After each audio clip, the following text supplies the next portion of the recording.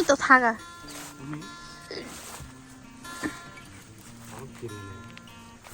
เดี๋ยวต้องกินแล้ว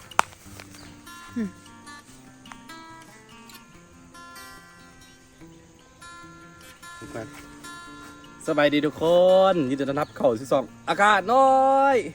ตอนนี้อยู่ใส่สักครูอยู่สวนของมิโต้เด้ออยู่หน้ามิโต้เด้อ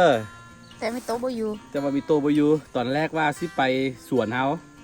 ที่เป็นสวนแต่ว่าเนื่องจากว่าฝนตกแห้งแล้วก็บ่ได้ไปนำใหญ่แวะกลางทางซะพอดีน้องไส้เพิ่นกลับมาแต่ต้นพึ่งเราพาเพิ่นมากินข้าวปลานี่น้องของขวัญตื่นเต้นแฮงเพราะว่าตั้งแต่หูกจำความได้ยังบ่เคยพามันเข้าปลาจากบ้านเลยในครั้งแรกเลยน้องขวัญบังนี่เบิ่งไหมฮัลโหลฮัลโหล FC บ๊ายบายไหมบ๊ายบายลูกบ๊ายบายไหมบ๊ายบายหลายคนที่สงสัยว่าคือว่าห่างหายไปแบบหายไปเลยเนาะบ่ได้เกาบ่ได้เว้าเป็นอย่างไรคือเนื่องจากว่าอย่างที่ฮู้กันแหละทุกคนอิ่มตัวบวกกับว่าภาระหลายๆยังเข้ามาเนาะเสาคู่กับขายของออนไลน์เด้อทุกคนเด้ออาศัยเสาคู่ก็เสาคู่กินตรงนี้นะบ่มีเงินเดือน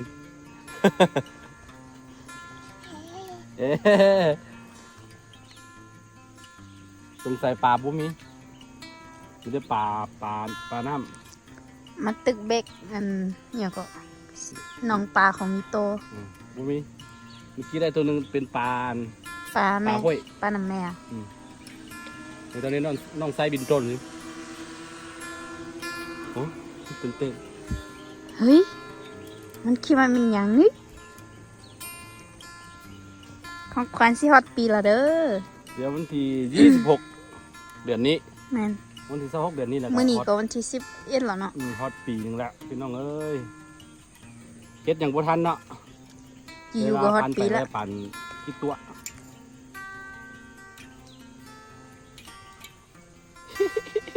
ยิ้มบ๊ายบายไหมลูกบ๊ายบายไหมทักไทยป้าลุงไหมย้ำ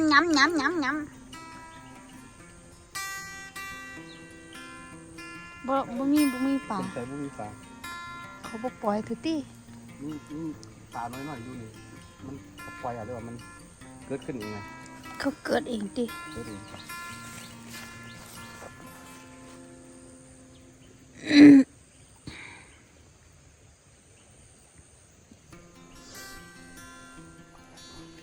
สิได้จักโตบ่อุ้ยโอ้แม่นี่แม่นอ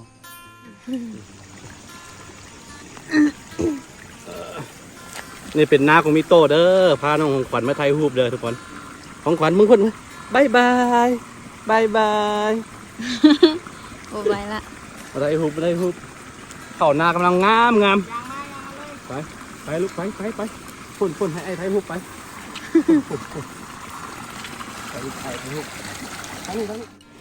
โอ้บรรยากาศดีสุดเลย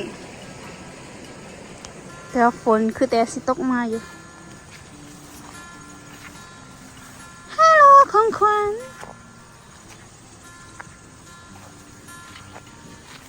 ัญตื่นเต้นมันมาสวนครั้งแรกตั้งแต่ซักเขาให้ตอนลูกกาตอนกินข้าวปลาเอาตอนไปกินข้าวไปกินปลาปีใหม่ไม่แหละแต่นั่นเราไม่ได้ไปช่วงได้อัน3-4 เดือนอุ้ยเยอะ4 เดือนค่อยไปอยู่ตอน4 เดือนไปเทื่อนึงแล้วก็อยู่เลยไม่ล่ะเงี้ยเพราะว่าของขวัญมักจะมาเป็นตลอดแล้วก็ออกตุ่มตลอดหนะเฮาก็เลยว่าบ่กล้าพาไปบ๊ายบายแม่ดูลองบ๊ายบายเบิ่งบ๊ายบายให้ตุ๊โอ้เล็กๆดอกไม้โดนเบิ่งพอหอมครับดมอ่ะลูกดมเนี่ยอ้าวดมไหมมาพอดมไหมมาเอามาพอดมลูกดม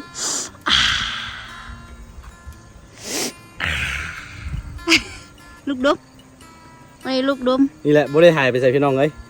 เลี้ยงลูกอยู่เฮือน มักเจ็บมักเป็นตลอดแล้วก็เอาคนเดียวกับบ่รอดเอาคนเดียวบ่ไหวแล้วก็บวกกับหลายๆอย่างเนาะ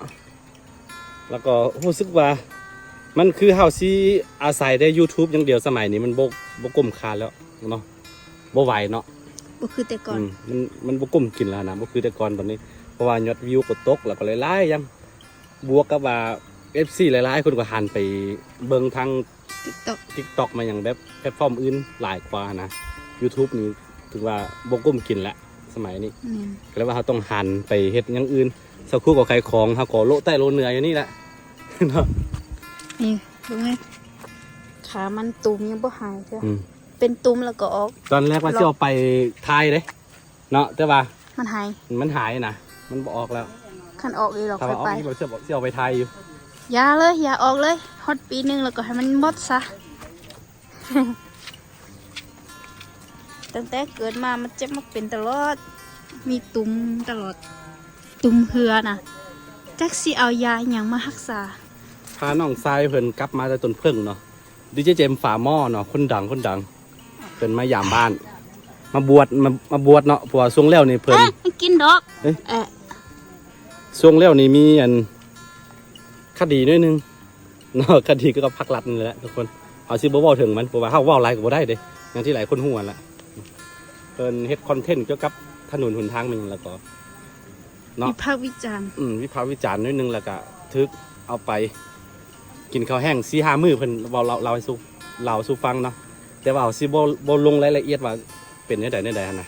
เพราะว่าเขาเว้าหลายกินดอกอะไรมันบ่กินเขาเว้าหลายมันก็บ่ดีนะมากลับมาบ้านมาบวชมาแก้เคราะห์แก้กรรม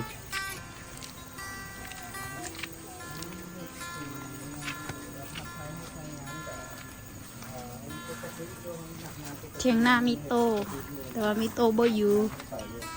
พอถึงจากตรงนี้กับลูกค้าบ่ค่อยมีอันไหนเนื่องจากว่าระดูฝนเด้อแล้วก็บางส่วนลูกค้าก็กลับบ้านเด้อเพราะว่าคันว่าเจ้ามีเวลาว่างเนี่ยก็อยากรู้